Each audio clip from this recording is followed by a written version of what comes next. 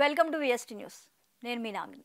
గుడ్లవల్లేరు ఘటన మనం మర్చిపోకముందే హైదరాబాద్ శివార్లలో మేడ్చల్ వద్ద సిఎంఆర్ఐటీ గర్ల్స్ హాస్టల్లో మరో దారుణం జరిగింది. 300 అమ్మాయిలు వీడియోలు తీశారు, బాత్రూంలో చిత్రీకరించారు. అమ్మాయిలు బాత్రూంలో వీడియోలు షూట్ చేశారని మేడ్చల్లో సిఎంఆర్ కాలేజ్ విద్యార్థులందరూ ఆందోళన బాటపట్టారు.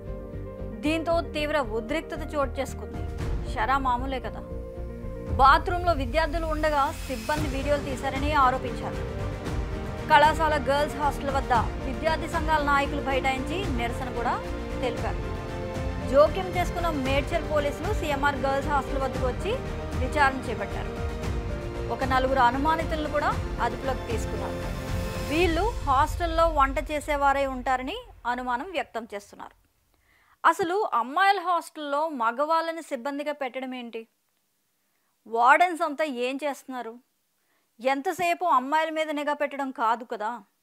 ఈ మధ్యకాలంలో ఇలాంటివే జరుగుతున్నప్పుడు తగిన జాగ్రత్తలు తీసుకోవాలి కదా. అమ్మాయిల్ని ఆట బొమ్మల్లా వాడేసుకుంటున్నారు. ప్రతి ఒక్కరూ అమ్మాయిల శరీరాలను చూపించి సొమ్ము చేసుకోవాలని కొందరు, బ్లాక్మెయిల్ చేసి లొంగ తీసుకోవాలని మరికొందరు. ప్రూఫ్లు చూపించినా సరే పట్టించుకొని సర్కార్. దీనిపై తగిన న్యాయం కావాలని స్టూడెంట్స్ నిరసన చేపట్టారు.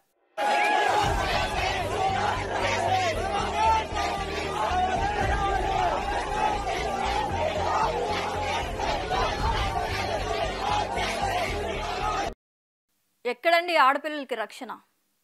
విద్యార్థులకు స్టూడెంట్ యూనియన్లు అయితే బాసటగా నిలిచారు. ప్రస్తుతం విషయం తెలుసుకున్న వెంటనే అక్కడికి చేరుకొని ధర్నాచి కూడా చేశారు. యంత్రాంగం స్పందించింది. 4 ఆకతాయిల్ని అదుపులోకి తీసుకొని ప్రశ్నిస్తున్నారు. అనుమానితులను అరెస్ట్ చేయడంతో విద్యార్థినులు ధర్నా విరమించుకున్నారు. కానీ ఆ వీడియోల సంగతి ఏంటి? ఏం మల్లారెడ్డి సార్, దీనికి సమాధానం ఏం చెప్తారు? మరి తప్పు కదా సార్, మనకి ఆడపిల్లలు ఉన్నారు. ఇది నిజమైతే వాళ్ళ మీద చర్యలు తీసుకొని డిస్మిస్ చేయండి, ఉద్యోగాలు తీసేయండి. ఏం వాళ్ళకి ఆడపిల్లలు లేరా అని వాపోతున్నారు తల్లిదండ్రులు. ఇకనైనా ఇలాంటివి కాలేజీల్లో జరగకూడదు అని అందరూ డిమాండ్ చేస్తున్నారు. పోలీస్ పాత్ర అంతవరకే.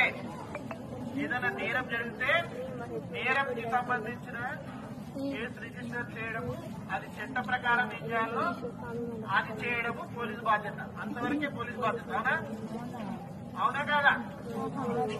అందరూ పంపియరా?